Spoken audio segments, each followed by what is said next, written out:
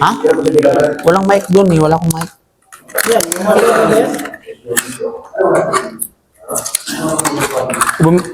Bumili na talaga ako ng panulat ko. Lahat naman ito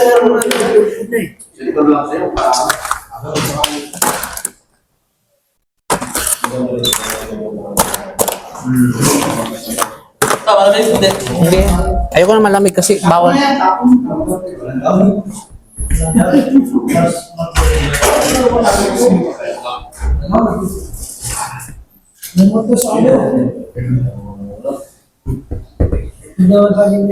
Okay? Start na tayo. Bismillah.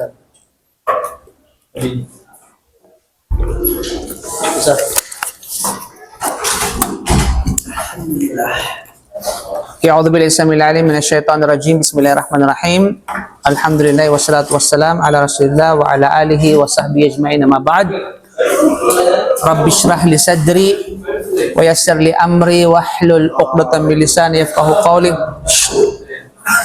اللهم اهدنا واهد بنا واجعلنا سببا لمن اهتدى. Sakit makakita ng tao na may pagkain sa bunganga, salita ng salita. Okay? Yung maingay. Okay?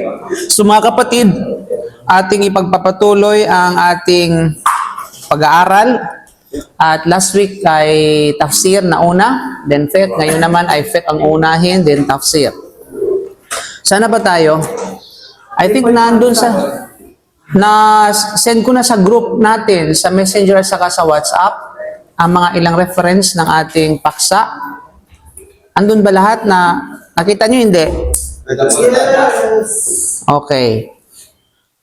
So the remaining topic from the previous topics na ating naitalakay na may kaugnayan sa residues ay yung panglima, no? Makikita niyo yung purity of the residues of creatures that do not keep away from najasa generally. Okay? So ito yung ating tatalakay mga kapatid sa pananampalatayang Islam bago tayo dumako sa panibagong paksa.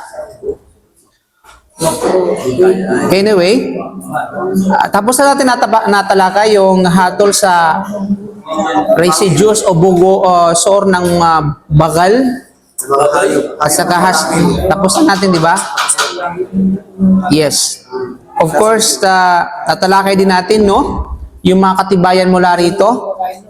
Yung mga kapit. Saka yung mga... O ano ang rules ng ano? Ano ang residues? Ano ang rules ng halimbawa? Pwede ba natin gamitin sa wudu ang isang tubig mula sa sisidlan o lalagyan na ito ay dinilaan ng isang bakal o himar? Pwede hindi? Pwede. Pwede? Bakal? Hindi mo alam yung bakal? Mule. Donkey. Ang himar yun yung donkey. Okay. Yung nag-combine. No, yung mule, yun yung resulta kapag naglabing-labing si horse at saka yung himar.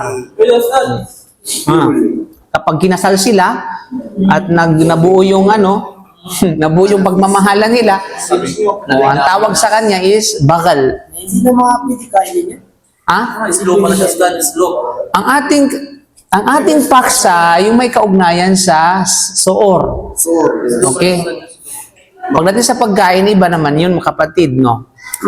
Now, kung ang tanong mo ay pagkain, tulad ng sinabi natin, pwede ang himar kainin kung ang himar na ito ay wild. Nakalagay sa hadith ni Propeta Muhammad sallam. Pero kapag domestic animal, domestic donkey, or bakal, hindi pwedeng kainin. Pero pagdating sa residues, tulad ng sabi natin kanina, no, kapag dinilaan ang tubig, no, ng isang bakal o ng isang himar, pwede ba nating panghugas, panghudo, o hindi? Pwede. So, anong batayan ninyo? Patayan kay... Mafi maalum? Kay Hanafis. Oh, yes, sinakyan ni Propeta Muhammad sallam ang himar. Anong pangalan ng kanyang himar? Teka usap. Sino? On fire. Ofair. Mashallah. Si Ofair. Mashallah. Dahil dyan, meron kang 10 star. Okay. Bukod doon, no, na kapag ang proof mo sinakyan, so paano mo idugto ang proof na iba? Paano mo siya iugnay doon sa issue? Bakit siya naging proof? Sige nga, gusto ko lang maano ba yung analyzation ninyo? Bakit? Oh, bakit siya nagiging proof na, sinakyan ang proof? Anong connection doon sa paksa natin? Ang ating paksa ay yung tubig na dinilaan ng isang bagal o ng isang himar, pwede nating pangudo, panghugas. Di ba? Ibig sabihin, siyempre, yung mga hayop na ito, may mga pores. At dito lumalabas yung mga pawis nito o kaya mga halumigmig nito. Na kung ito ay najis, dapat ay nag-order ang Propeta Salakon, meron siyang statement para sa atin na ito ay kailangan linisin dahil ito ay marumi. So since na ito ay walang ganong statement, nagpapatunay na ito ay malinis. Okay? Ngayon din mga kapatid, no? At yun yung hadith ni, ni Ibn Abbas, na yung sinabi natin na tungkol sa sutra. Naalala niyo yun? Na si Ibn Abbas ay dumating na kung saan siya, mga oras na yaon ay binata na siya, ibig sabihin meron siyang pananagutan.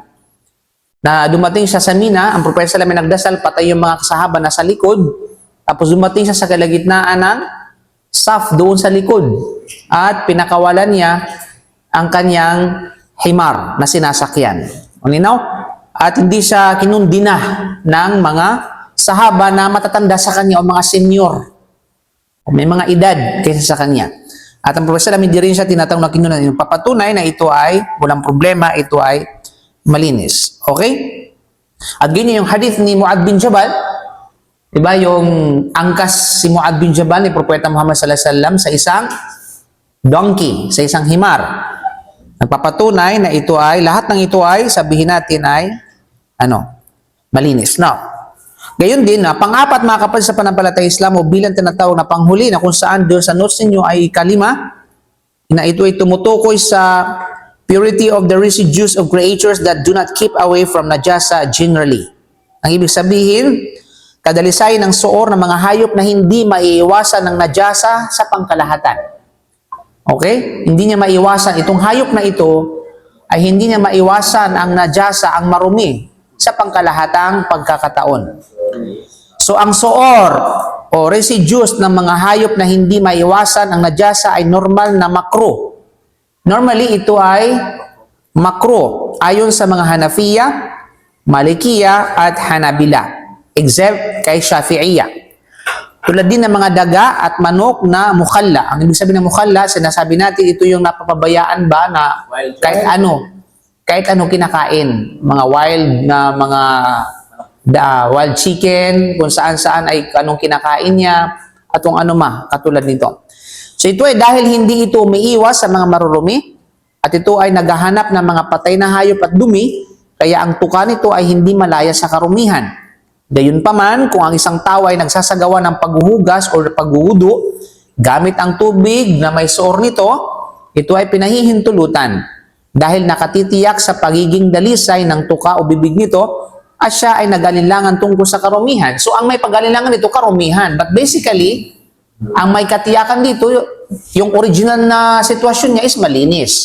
O saan ka nag-alinlangan? Doon sa maruming tuka niya o kinakain niya. Diba? So yung may sabi, wala kang katiyakan dito. Ay, baka sasabi lang, baka ano yan siya. Baka kumain ng marumi. O baka nakatuka ng tae. Sorry sa mga kumakain pala. Okay. Nakatuka ng mga ganito, ganyan. Ganyan mga ipot. Diba? So yun ang may pag-alinlangan. So since may pag-alinlangan, sa Sharia, walang kwentang pag-alinlangan kung wala ka namang katibayan. Yan ang batas natin. Di ba? Para hindi ka ma-pressure at hindi ka ma-stress, tandaan mo, huwag mong tangkilikin ang pag-alinlangan. Kasi ang pag-alinlangan ay mula sa syaitan. Mula sa bulong ng syaitan. Malinaw? Kaya sa atin, napakalinaw ng ating, kumbaga ng ating direksyon, ng ating pamantayan. Di ba? Okay. So, nangangahulugan mga kapatid, at ang pag-alinlangan ay hindi nakapagpapuwa ng bisa sa katiyakan. Di ba? Hindi anong tiyak dito? Yung siya'y madumi. Yun yung asal niya. Yun yung original niya. Diba? At doon ka lagi sa original. O, hindi pag-asawa yung pinag-usapan natin dito, ha? Okay. O, hindi ay mga ibang bagay. You know? So, So, yun yun. So, basically, ito ay makro ayon sa ilan sa mga scholar at ilang madhab. Pero hindi ibig sabihin na makro kapag ginawa mo ay invalidate na yung gawain na yon. Okay? Kaya sabi nila, bagamat makro ito para sa kanila, pero pag ginawa mo, naghugas ka, nagudu ka, naggusul ka na mula sa suor, no? Mula sa residues ng mga hayop na ito, na hindi maiwasan yung dumi pangkalahatan, then tanggap pa rin yung wudu na yon, yung gusul na yon. Malinaw? Malinaw ba kapatid? There is no question for that? It's clear or what? Ano, Ustad? Malinaw. Okay. Dadako tayo ngayon sa next, sabihin natin, next topic natin mga kapatid. Na kung saan ito yung vessels made from animal, no? Made from animals. Okay? O made from skin. Ito yung ano natin ngayon mga kapatid. Ito yung magiging bagong paksa natin. Ano? Ha? Vessels? Vessels, no? Vessels made from skin. Generally made from skin. Actually, ito yung ano natin. Ito yung chapter 2 na ito. Kasi chapter 1, may kaugnayan sa tubig. Okay? Merong kaugnayan sa tinatawag na tubig. Ngayon, may kaugnayan sa mga lalagyan. Chapter na po, Ustad. Chapter 2 na ito. Okay?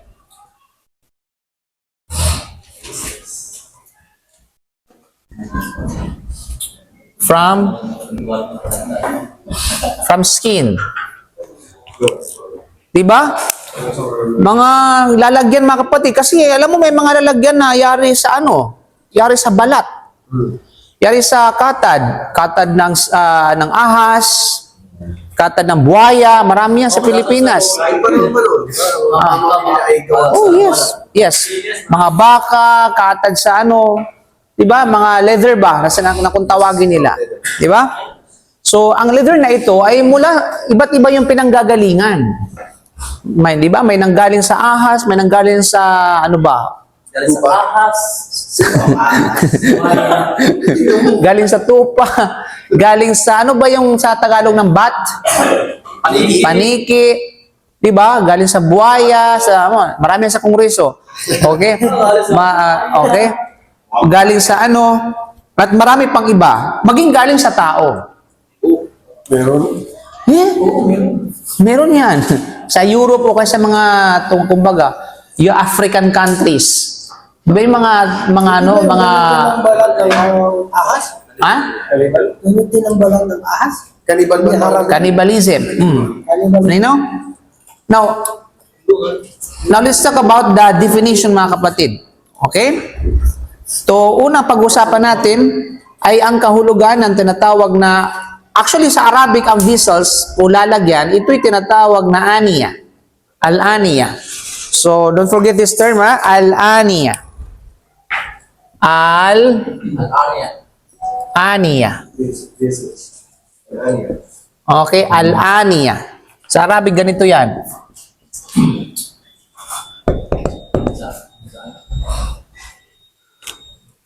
Mad. Mayroon siyang tinatawag na mad. Al-aniya. Okay? So, yun mga kapatid. Al-aniya. Al-muttakhida min jild. You know? So, yun. No? Ano bang ibig sabihin ng aniya? Of course, now, dadako tayo sa tinatawag na kahulugan. Defining vessels. Aniya is the plural of ina. Okay? Ito ay pangkalahatan. Ito ay pangmaramihan ng ina. You know? Nang tinatawag na sabihin natin ay ina.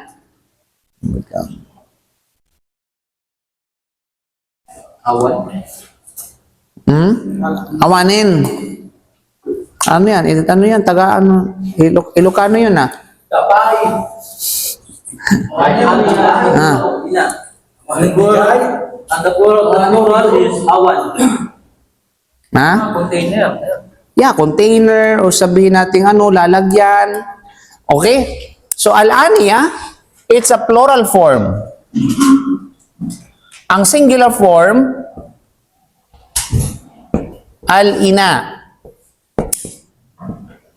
Okay? Al-ina. Yan yung tinatawag na singular form. You know?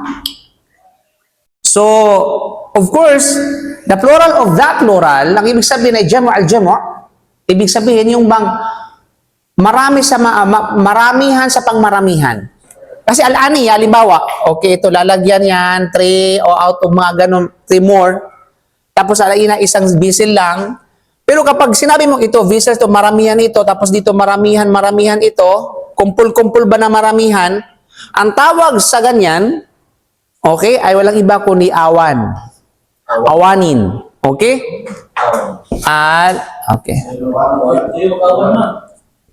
Al-awan. You know?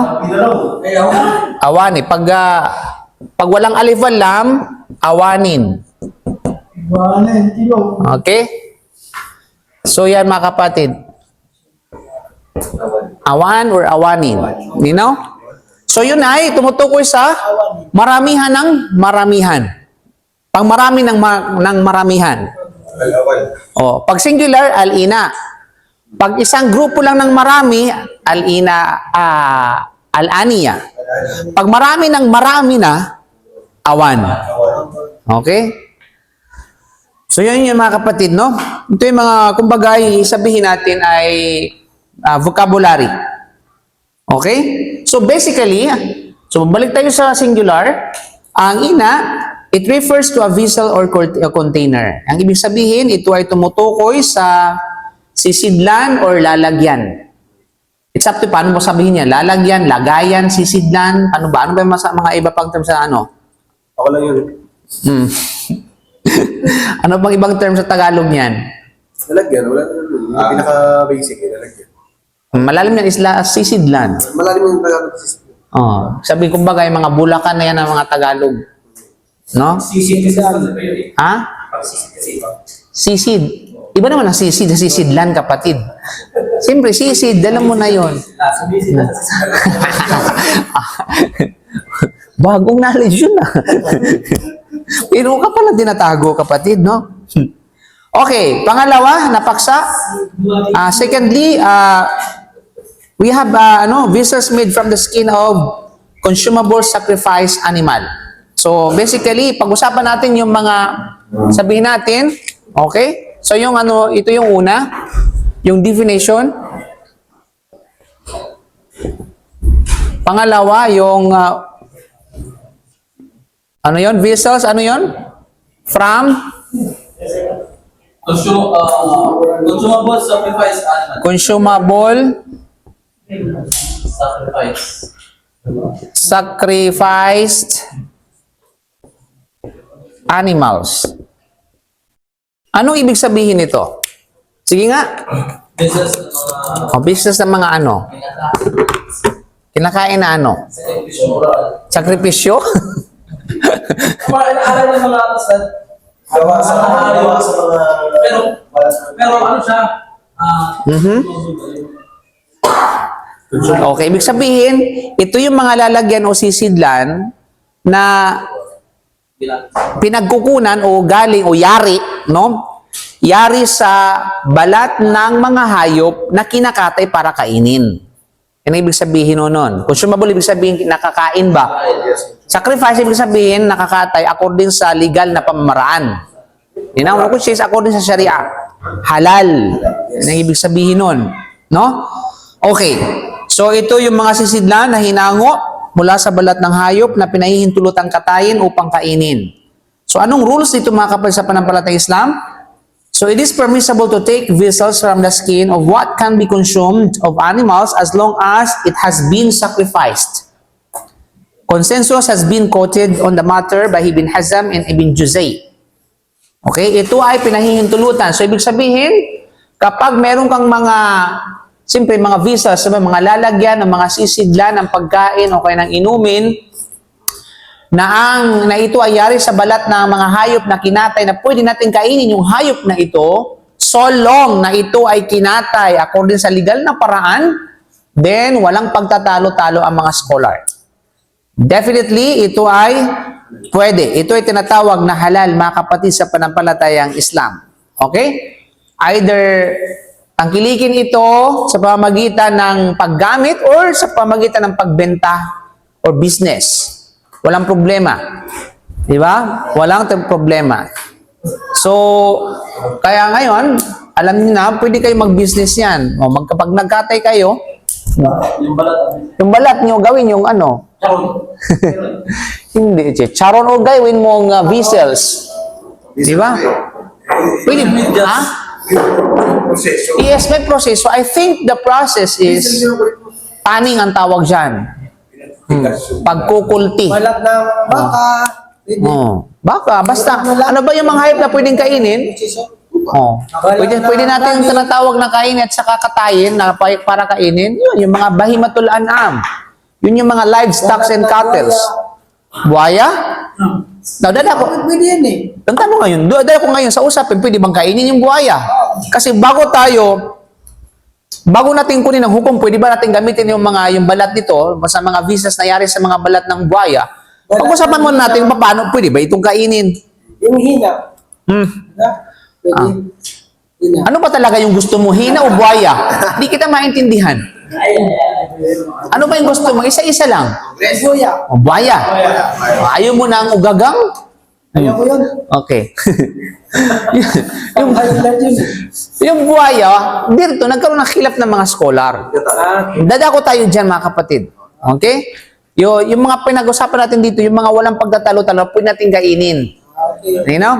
Kasi yung buhaya, that's khilaf. Mga ulama, nagkaroon ng division yung opinion. Nahati sa tinatawag na 3 o 2. May mga nagsabi na haram, may nagsabi na makruh, may nagsabi na pwede. Diba? Ganon din yung hayna naman, may mga nagsabi na makruh, but definitely nakalagay sa hadith na ito ay exempted. Ito ay pwede. Yung hayna. You know? Okay. So yun mga kapatid.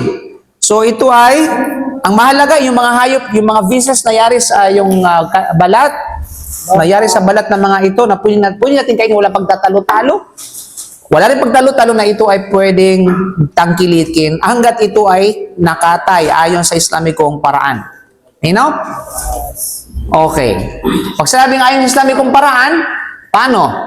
Nandun yung Bismillah. Hindi siya maita. Hindi siya double dead. May Bismillah siya. At the same time, yung proseso ng pagkatay kahit Bismillah, kailangan ayon pa rin sa sunnah. You know? Kasi may mga halimbawa, may kinatay, Bismillah, pero hindi naman matalas. Hindi pwede yan. Kailangan matalas yun. Basta matalas siya. May mga one hit lang, pero hindi naman marunong. Di ba? Yes, ito. May mga hindi marunong. Halimbawa, kahit sa manok, kasi meron dapat na ugat na maputol yung jugular vein. No? Jugular vein. Kung saan yung kasi yung ugat na yun na pag naputol yun, disconnect na yung buhay niya at saka yung kamatayan niya. Pero sana pag hindi siya pwede ka tayo ng parang Hindi. Kailangan, siya? Basta dalawang mahalaga na naputol agad yung yung jugular vein. Okay? Kasi yung ugat ay 3 layer yan. Ang pinakamahalaga doon yung jugular vein. Okay. So, ano yung batayan nito mga kapatid? Ano yung proof? So, ito ay halal. Kumbaga, ito ay sabihin natin, it's permissible.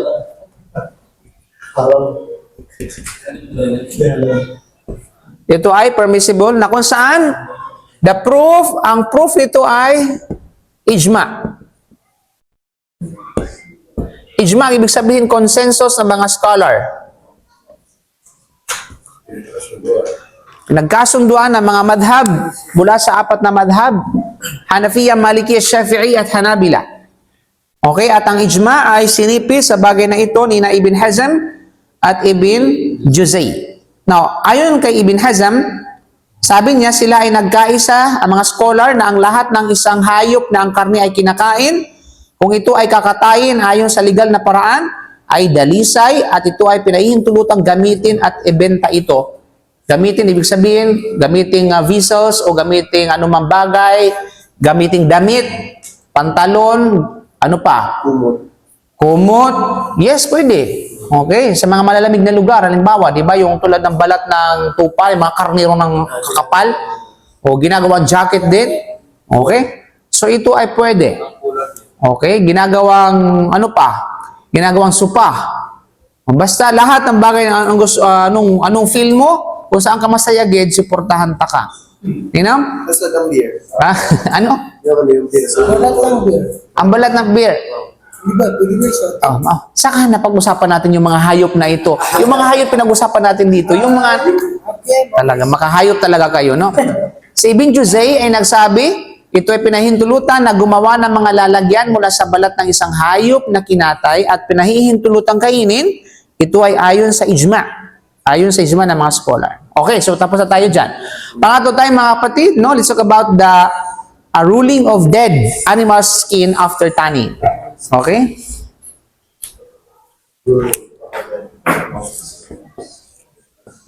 Ruling of Aded, ano pa? Skin. Animal skin. After study. After tanning. Na ano bang hatol sa balat ng mga hayop na maita, patay na mga hayop, pagkatapos ng proseso ng tanning? Ano ba yung tanning sa Tagalog? Ang tanning sa Tagalog, ito yung pangungulti. No. Pangungulti, kukultihin siya. Ibig sabihin, ito yung proseso na ilalagay sa ilalim ng under the sun, under the heat of the sun, lalagyan ng asin para tumigas, para mawala yung mga o minsan lalagyan ng chemicals para mawala yung mga bagay, sa English term, yan ay tanning. Parang nagpapatan ka, nagbibilad ka, okay? Bisaya, bulad mana. Tutuyo, pero tutuyo lang, pero may mga proseso pa, may lalagyan ng asin, lalagyan ng kung ano-ano. So, yan ay tanning mga kapatid. So, ang ano dyan is pangungulti. Kukultihin yung tinatawag na yung balat na yaon. Pero yung balat na ito ay dead. Ibig sabihin, patay na hayop. Okay? So, alam natin na, balikan natin ang pag sinabing maita, ha? Ang maita, hindi lamang literally na patay. Kasi sa malawak ang definition ng Sharia sa bagay na yan. Okay? Ang maita, hindi lamang tumutukoy sa literal na patay. Ibig sabihin ng maita, ay, kasi maita, basically ay patay, kinatay mo, patay siya. Alam naman kinatay mo, buhay. Okay? So, ang maita sa tinatawag na Sharia, ito ay tumutukoy sa mga hayop na namatay na hindi kinatay ayon sa legal na paraan. Kahit palimbaw, hinampas siya, o kaya'y sinaksak siya, or hinulog. Nagbigti talaga yung hayop, no? Ha? Nabigti. Okay.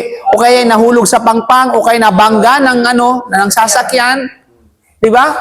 So, ang mahalaga, hindi nakatay siya ayon sa legal na paraan. Ang tawag dyan bilang pangkalahatan ay maita. So, ano ito ngayon? Itong maita na ito ay, sabi mo, sayang naman. Hindi ba pwede gamitin skin niya? Ito na nga, pag-usapan na nga natin. Ikaw na lang kayo mag-lecture dito. Okay. So, ibig sabihin, so dito na ngayon nasa maita, no? So, sasabihin mo, sayang naman. So, gagamitin natin yung kanyang skin. So, itatan lang natin. Ang tanong, pwede ba o hindi? Okay, pwede ba siya o hindi mga kapatid? So dito, scholars have differed over the ruling of the dead animal skin after it has been tanned over a few opinions. Okay, the strongest of which are two. Okay?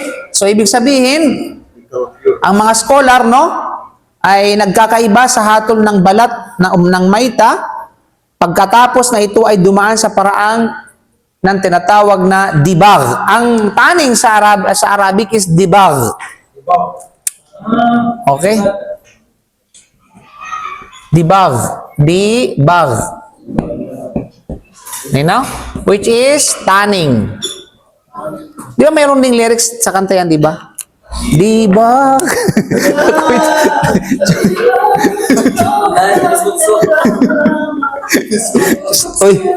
Uy, ano yan? Ninaw? Ha? Dumi yan. Libag yun. Mali ka na naman namin.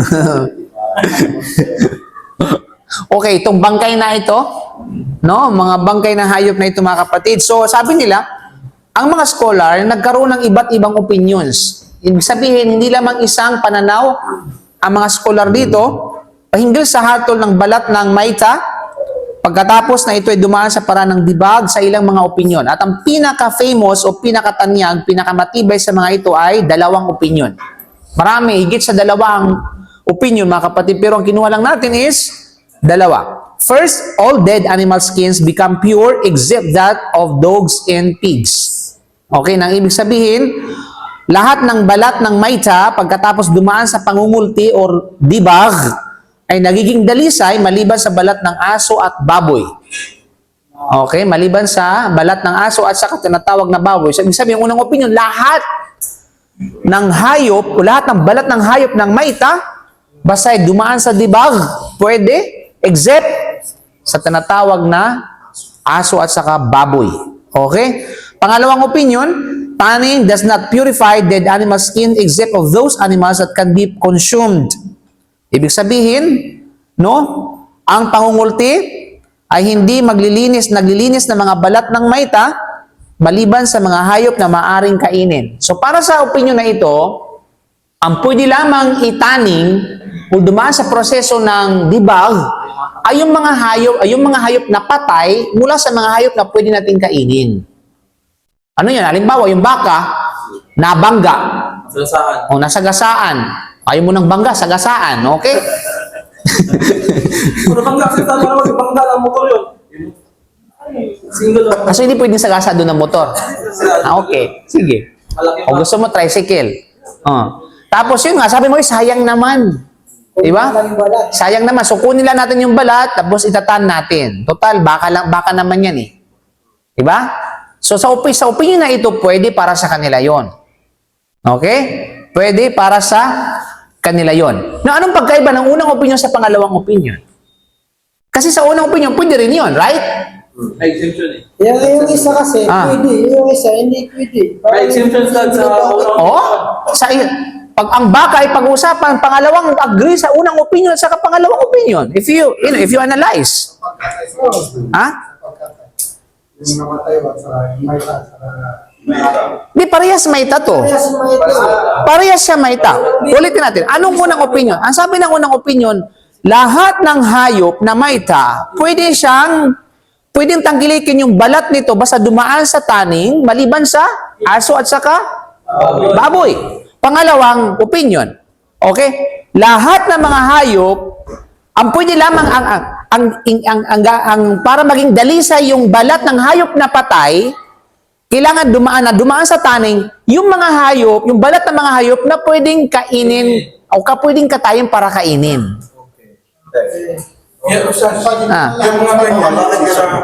Saan ang pagkaiba ng dalawa? Sa pangalawa, parang limitado lang siya. Samantala sa una, pagkalahatan. Tama? Pangkalahatan. Limitado kasi may exemption. Pangalawa kasi naman, sinabi namin pwedeng kainin. Yes. Magbigay lang ng halimbawa para maging tiyak. Kailangan dumaan sa diba? Yung Parehas. Ang pagkaiba nilang dalawa. Sabi, parehas naman sila nagkasundo na kailangan dumaan sa dibag. Balat sa dito, kaya sila. Sabi mo kasi, Diyos sa parang may magkakaiba, di ba yung dalawa? Maliban sa baboy at saka ano? Bukod doon. Pero mayroon pang mas ano pa talaga. Yung balat kasi magamit eh.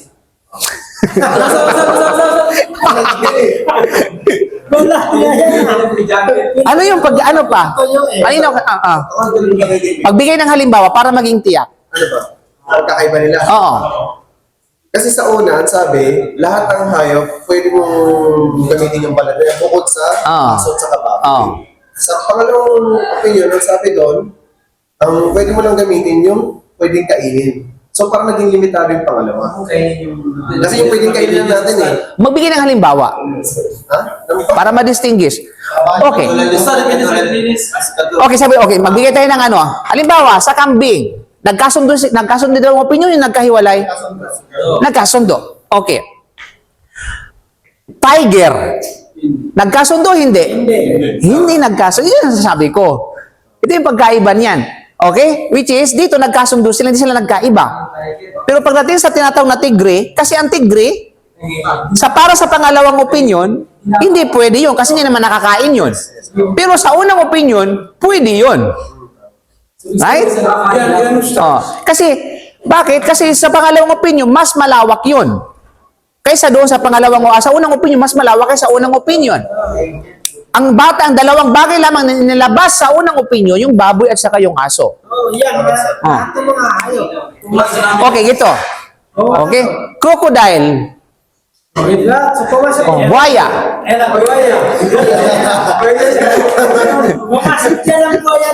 Buhaya, ano? Nagkasundo sila o hindi? Ha? Pwedeng hindi, pwedeng nagkasundo. Kasi bakit? Hindi natin alam dito kung kaninong opinion ito. Kasi may mga ilan sa kanila, maaaring ituring na ang buhaya ay pwedeng kainin. At may iba sa kanila ay pwedeng ituring na ang buhaya hindi pwedeng kainin. Okay.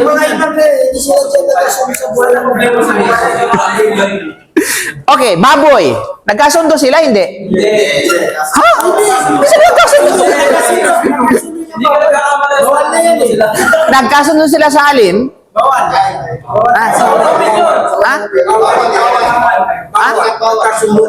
Nagkasundo na bawal. Pinalawakan lang. Kasi ang puntong yan, halos lahat yan, within the bounds of Islam. Okay. Pero pag sa labas ng Islam, yung mga bawal na yan, yung mga kupar na tao, nagagamit nila yan. Actually, yun nga. Wala naman tayo pinag-usapan natin dito yung atin. Wala tayong pakialam sa kanila. Okay, so pasok tayo sa pangalawang opinion. Na? Pasok tayo sa pangalawang opinion. Paano ang pangalawang opinion? May opinion sa... Yes, go ahead.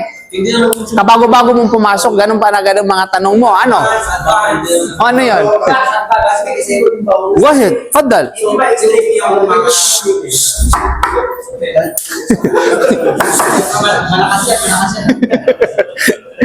ahead.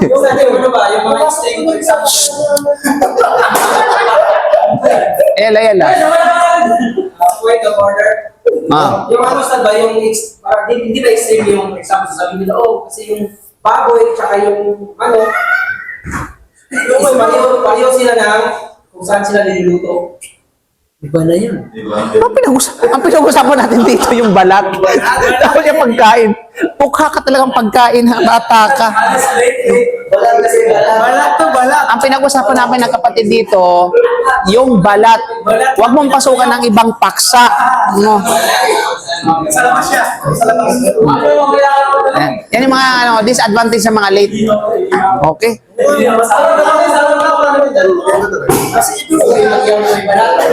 Uy, ano na? Okay, ito next. Elepante. Balat ng elepante. Saan sila? Nagkasundo? Hindi nagkasundo? Ha? Nagkasundo sa alin? Sa balat, diba? Oh, bakit nga yung pinag-usapan natin? Nagkasundo sa pahintulot o nagkasundo sa pagbabawal? Okay. Para sa unang opinion, para sa kanila ay? Pwede. Para sa pangalawang opinion? Hindi pwede. Okay? Oh, malinaw? Anyway, pagdating sa pagkain ng elepante, depende nagkaiba ng opinion sa mga ulama. But of course, basically, kasi may pangil nga yun.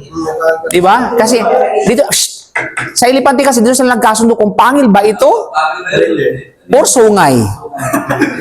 Yes. Ay, galing sa bibig. Bakit ba? May mga hayop nga, yung sungay nasa buntot. Sodo.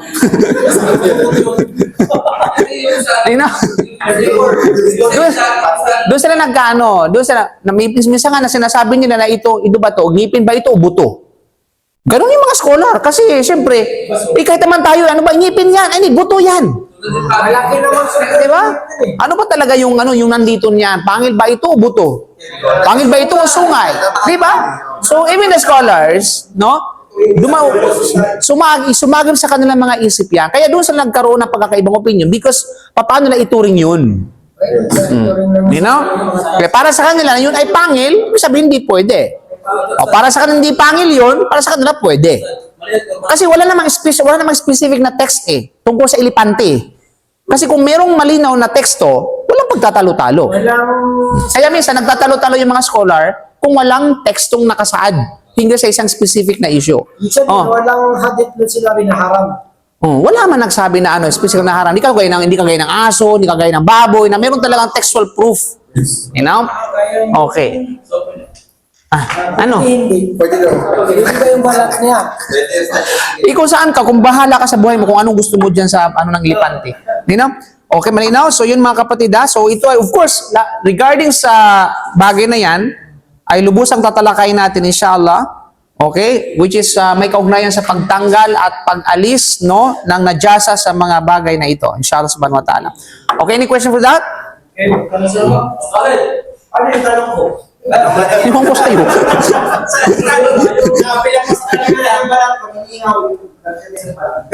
Ano, sige nga, sige. Para sa kanyang kapayapaan, ano ba yung takutan? Hindi ba yung extreme study yung sabi nila na yung ano nga, kapos na.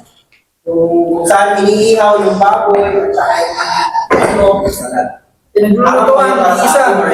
Haram na yan. Kung malinaw na sa'yo kapatid, na syempre halo-halo na yun eh. Naghahalo Alam mo, tanungin kita ngayon. Yung pagkain mo, haluan mo ng tae. Kakainin mo, hindi. Ano ba kayo? Ganun din. Kasi yung pagkain mo, tahir. Tapos yung natae, najis. Similarly, ganun din sa tinatawag na baboy. Manok is tahir. Tapos haluan mo ng najis. O, kainin mo. O, bahala ka sa buhay mo kung kainin mo yun. Parang Sabi ko, kung hindi mo naman alam, wala kang kasalanan doon. Pwede mo siyang tangkilikin. Yun ang magiging extreme mo na kahit hindi mo alam, ay aalamin mo. Para kang kaum ni Musa. Alam mo, Prophet Musa alayhi salam. Alam mo, paano ba niluto yan? May kasama mong baboy, huwag ka na magtanong. Okay? Huwag ka na magtanong. You know? Kasi kapag nagtanong ka, kasi basically, you have to adhere kung ano yung original na utos. Original na utos ay, sabi, pinahintulutan sa iyo at yun ang nakita mo. Pero yung uusisain mo yun, mahirap hindi na pwede. Kasi para kang ang pag-usis sa mga bagay nagiging extreme. You know? Kaya kung nag-aalilangan ka, kalas! Lumipat ka, pupunta ka doon sa mga kapagari natin. May mga doon, may mga tawag siya, may mga palapa doon, at may mga dudol. Okay. Now, let's talk about the section 2, mga kapatid, no? Okay? Kasi kanina, lalagyan ng gawa sa balat ng hayop. Ngayon, ay lalagyan sa from bones. Okay? Vessels from bones.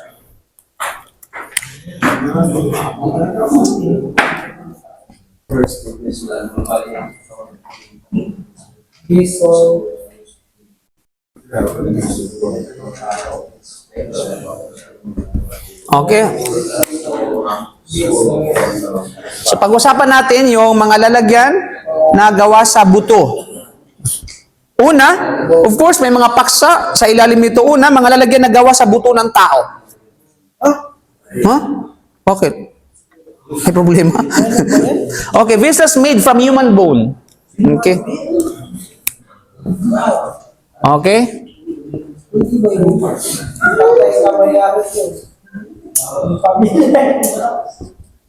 From human bone. Okay? So, ano ba yung mga lalagyan? Pwede ba natin tangkilikin yung mga lalagyan na ito, mga sisidlan, na yari sa buto ng tao? Okay. So, it is not permissible to use human bone even if disbelieving. And this is by agreement of the four schools of thought. Okay, ibig sabihin mga kapatid, hindi pinahihintulutan ang paggamit ng buto ng tao kahit nasa isang hindi mananampalataya. Kahit nasa sabi natin, okay naman yan, kafir naman siya. Halimbawa, patay na yung tao. Hinukay mo, halimbawa. Okay? Tapos, batid mo, alam mo na yun ay kafir ang nakalibing. So, nung hinukay mo, pakikinabangan mo ngayon itong buto niya. At gagawin mo siya ngayong lalagyan. Para alam mo, skull. Diba uso yan sa mga Mediterranean, no? Sa mga kung dyan, sa mga ibang mga island, no, mga skull ng tao. 'Di ba? Actually nung pumunta kami ng Sagada, may mga hanging coffin sila. Diba? Kasi paglibing nila doon, hinang doon sa mga bangin. Yes po. Okay, sa mga bato. Oh, ginagawa nilang mami, tapos hinahang nila yung coffin doon. Wow. Ganun sila maglibing doon. Tapos may mga luma na doon, makikita mo mayroon pa mga kalansay dahil sa matagal ng panahon, pero wala na yung kanyang skull. Oh, wala na yung kanyang ulo na part. Nung tinanong namin yung mga lokal doon, sabi nila kasi yung skull kinukuha ng mga kamag-anak, dinidisplay sa kanilang tahanan. Wow. Ang iba naman, ginagawa nilang, alam mo yon, pinagaganda nila at pagkatapos ay ilalagyan ng tubig o ano pa man, o ginagawang vessels. Di ba sabihin, existing yung ganun, kapatid? Malinaw until now. Malinaw? Subalit, Islamic point of view, hindi pinahihintulutan ng paggamit. Kahit pa ng buto ng tao, kahit pa yun ay kafir. Kahit pa siya tinatawag na kafir. At ito ay ayon sa ijma na pagkasunduan ng apat na madhab mula sa Hanafiya, Malikiya, Shafi'iyya at saka Hanabila. Yung apat na madhab na kilala. Anong patunay? Anong proof sa pagiging bawal nito? Okay. Ang proof sa pagiging bawal nito, sinabi ng Allah sa Suratul Isra, chapter 17, verse 70. So it is prohibited, no? Okay? The rule is, okay. Chapter 17, verse 70. I think 75. Tama ba? Okay. Chapter 17, verse 70. Okay. Ano bang sabi ng Allah? Walaqad karramna bani Adam. Sinabi ng Allah sa banal na Quran, walaqad karramna bani Adam. Okay? Walaqad karramna bani Adam. Minaw? A portion of ayah, mga kapatid, no, mula sa ayah 17 ng Suratul Isra. May ibig sabihin ng ayah, at katiyakan, pinarangalan namin ang mga angkan ni Adam. So, tandaan natin, general proof or specific proof? General proof. Na kung saan tumutukoy sa anak ni Adan, pangkalahatan, Muslim man o hindi Muslim. Kriminal man o hindi kriminal. Pangit man o maganda. Okay, maitim man o maputi. So lahat ng tao, Bani Adam, pinarangalan ng Allah Subhanahu wa Ta'ala ang angkan ni Adam. So ito'y patunay. Yung ayan na ito actually patunay sa pagiging kainaman ng tao kaysa sa ibang nilikha ng Allah Subhanahu wa Ta'ala. Okay? Now, anong parangal ito mga kapatid? Sabi ng mga fasirun, dahil sa meron silang taglay na kaisipan. Meron silang taglay na tinatawag na kaisipan. Okay? Na, which is, they can distinguish between the right and wrong. They have a free will. Kasi ang ibang nilikha, walang free will. Yung hayop, walang free will. Yung sabihin natin, yung mga anghel, walang free will. Yung mga hayop ay wala silang isip na kagaya ng tao na pwedeng kung ano yung tama sa kamali. Yung tao is mukallaf, yung tao ay may pananagutan, samantalang yung hayop ay wala. Di ba?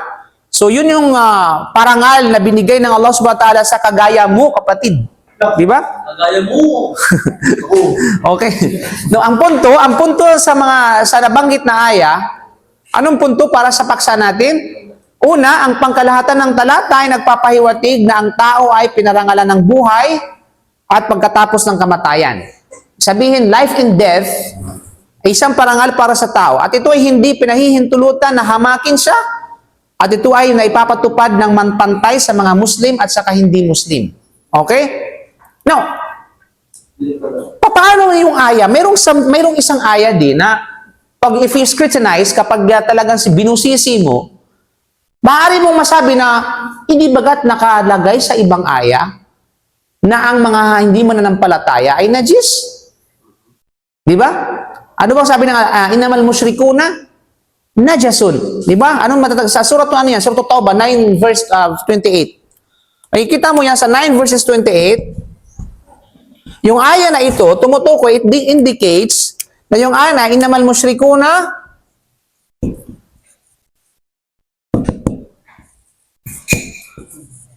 Najis, so, najas. Okay?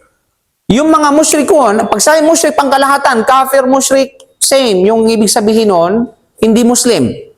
Okay? Sila yung mga mushrikon ay najis, marumi. Marumi sila. Okay? So, tinatawag na marumi. Paano ngayon? Samantalang, pinarangalan ang anak, ang angkan ni Adan. Ibig sabihin, sa kabila sa paparangal na ito, ay yung mga kafir, mga mushrik. Samantalang sa aya na ito, very specific, na yung mga mushrikon ay najas, marumi. Oh, paano natin i-reconcile yung dalawang aya? How do we reconcile? Sige nga. Dito pinarangalan, dito binagsak. Inangat sila bilang tao, binagsak naman sila bilang mushrikon. Kasi dito sa una, pang-general siya eh. Oo. Sa una, sa mga kafir na. Okay, good point. Mashallah. At least, kahit paano, no, minsan umaandar yung isip mo, yung utak mo, no? Oh. Ito, yung unang aya, tumutukoy sa physical. Sa tinatawag na physical, ibig sabihin na bilang tao pangkalahatan, tao bilang tao. Samantalang ito, may kaugnayan sa inner. Ito outer, ito is inner. May kaugnayan sa spiritual. Kasi mushrik sila, najis sila.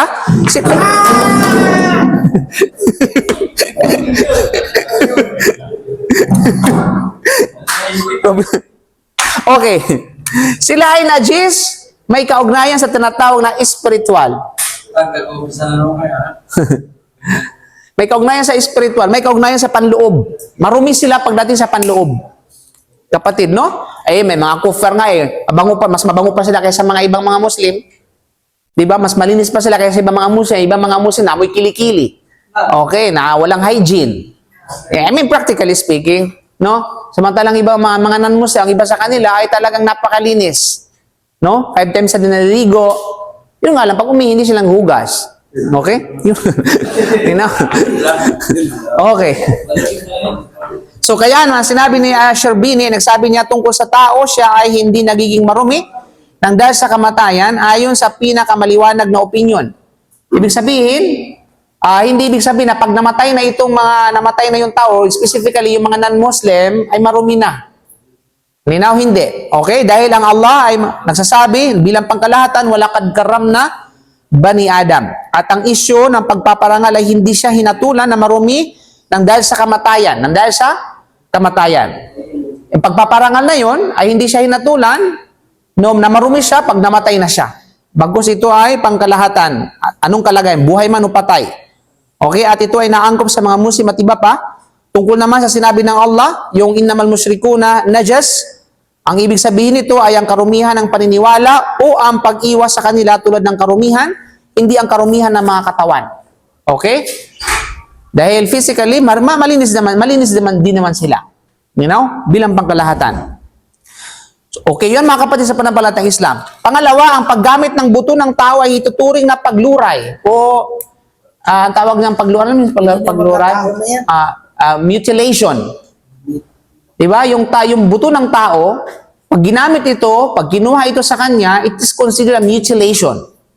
A mutilation? Yung pagtanggal ng anuman yung tulad ng ginawa kay Hamza nung namatay siya. Diba? Tinanggal yung, inisa-isang tanggal yung mga parts ng kanyang katawan at ginawang beads ni Hana, sino yung Hind. Hindi pa kasi Muslim. Si Hind, na ako sa asawa ni Abu Sufyan. Hindi pa siya Muslim noon. So tinanggal yung ilong, tinanggal ito, tinanggal yung mga kuko at ginawang beads. Dahil sobrang galit ni Hind sa kanya. So yun na natawag na mutilation. Pagluray, no? So ibig sabihin, yung paggawa ng buto sa kanya, it's considered a mutilation. In Islamic point of view, mutilation is forbidden. Okay? Now, speaking of that, ito na ngayon yung katuran ng mga walang pananampalataya. Kung ganun pala, sinasabi ng mga Muslim na pinaparangalan yung tao, then mutilation, speaking of mutilation, this is prohibited. Hindi pinahihintulutan, so why you are circumcising? Hindi bagat yung pagtanggal ng balat, siyempre, part ng bahagi ng katawan yun. Tapos sinasabi yung pinarangalan ng tao. Tapos sinasabi yung bawal ang mutilation. Ba't kayo nagpapatuli? Kaya nasa kanila, mga supot sila. Oh, shout out sa mga supot dyan, okay? Okay? Kaya naman, nag-reply talaga siya. Okay? Kaya naman, kaya ito yung tinatawag na issue dito. No, I mean, that's issue actually. Maring kuning issue yun ng di mananampalataya. So how do you answer that? Paano mo siya tinatawag na ano? Yeah. Kasi pilosopo yan eh. Kasi hype yun. Sabi kung pilosopo pala, kung yung pala yung katwiran, kung ganun, okay? Kasi kung ganun, huwag ka rin magputol ng kuko. Huwag ka rin magpabuano ng buhok. Huwag ka magputol ng huwag ka magbawas ang balbas mo. Tingnan mo kung anong itsura mo. Okay? You know? Huwag ka rin magtanggal ng dito sa kilikili. Maging sa bulbul. Kung yun ang katwiran mo, ano pala? Di ba? Ganun yun. Ibig sabihin, yes, totoo yan. I-accept that. Totoo na pinaralan ng tao. At the same time, ay sabihin natin, may mga pamantayan. Kami sa Islam, meron kaming pamantayan based on the tradition of the Prophet, which is subject under the category of hygiene. Kalinisan. At bahagi yan ang tinatawag na kalinisan namin. You know? Okay. Tingnan nyo kayo, wala kayong kalinisan. You know? So yun yung mga kapal sa panampalatayang Islam. So anything? Any question for that? Walang tanong? Malinaw ba? Okay, malinaw na. Okay. So next topic natin inshallah sa mga susunod, walang iba kundi yung lalagyan na gawa sa buto ng hayop na ang karne nito ay maaring kainin o tangkilikin. Okay? So wala nang tanong ha, malinaw na ito ha. So Allahu alam sawab. So tafsir tayo.